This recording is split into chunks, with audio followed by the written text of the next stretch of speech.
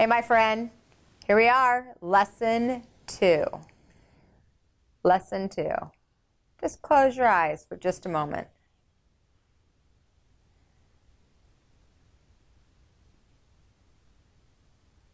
Do you hear that?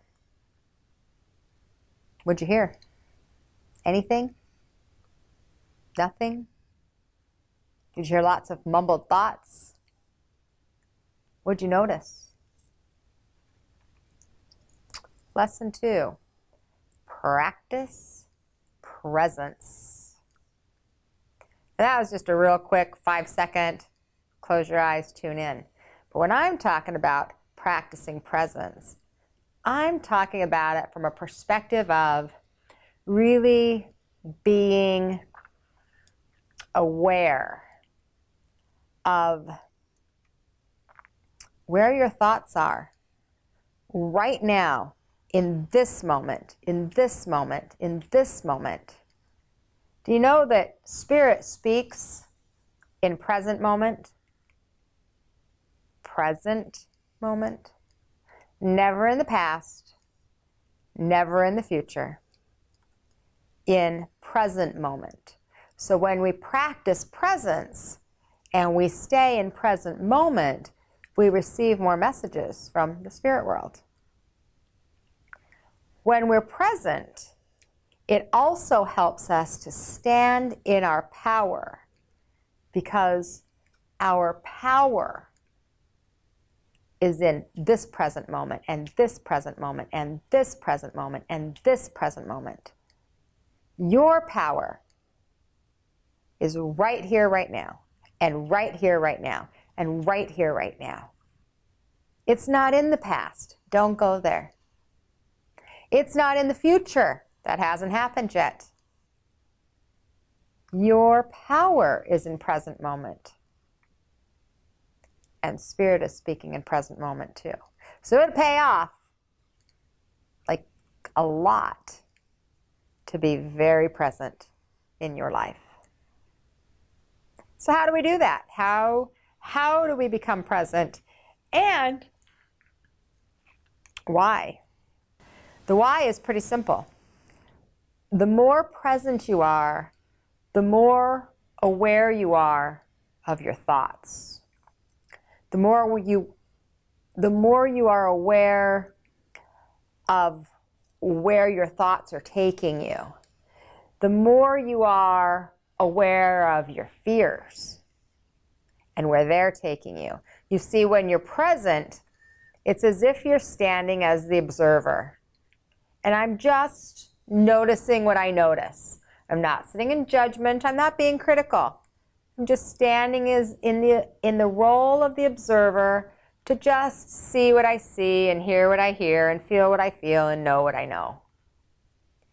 And in that place where my power lies, I can have the awareness of my thoughts, and I can have the awareness of my reaction or response to those thoughts. So let's just do a little activity real quick right now. Wherever you are, just keep the video running. Wherever you are, just want you to take, let's say, 2 minutes. And for those 2 minutes, just want you to become present in your space. So I don't want you to close your eyes, because it's great to be able to close our eyes. That's actually easier to be present when we close out the distractions. But I actually want you to be aware with your eyes open. So for the next couple minutes, just be present in the space that you're in. Notice what you notice. So for example, if I were doing this, I notice my fan. And I notice the lights. And I notice the microphone. And I notice the carpet. And I notice the chair. So just carry on with that for a moment. Just being present in the environment that you're in.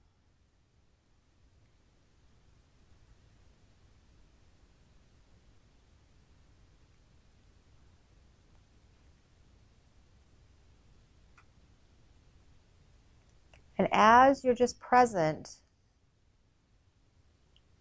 in the environment, sometimes you notice things you never noticed because you're actually present.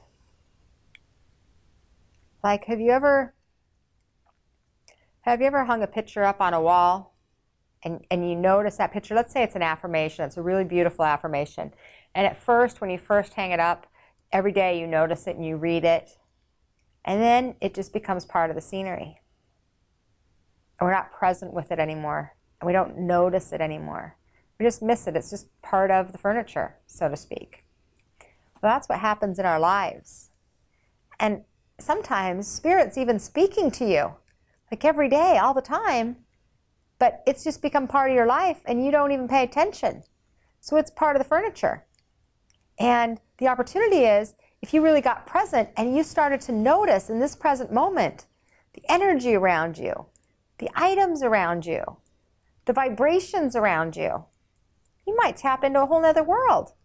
It's already there. You just may not have noticed it. Now, the other thing that I love about presence is that if you want more presence, you actually have to focus on more presence. Spirit World said to me a few years ago, I was writing my book, The Love Never Ends, and Spirit World gave me a beautiful quote, and I love it, and I embrace it, and I absolutely agree. And it's a great reminder for me, so maybe this will be good for you too. And they were referring to, in connection with our loved ones, but this actually applies to any area of our life, I believe. You cannot focus on our absence and experience our presence. You cannot focus on our absence and experience our presence. If you focus on our presence, you will experience our presence. And if you focus on our absence, you will experience our absence. Now let's expand that a little bit. If you focus on presence, this present moment, you will experience more of that. If you focus on the presence of your loved ones, you'll experience more presence of your loved ones. If you focus on more presence in your heart and maybe love in your heart, you'll experience more of that in your heart. If you focus on the absence of your loved ones in spirit, you can only experience and see their absence. You can only feel into the absence. But the same thing goes if you focus on the loss of a relationship. You can only experience the loss.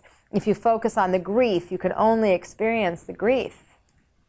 The joy, the memories, the love has a very difficult time breaking through the density of the heaviness and the loss and the grief. Therefore, we choose. Focus on the presence or focus on the absence. I'm going to suggest strongly that we focus on presence.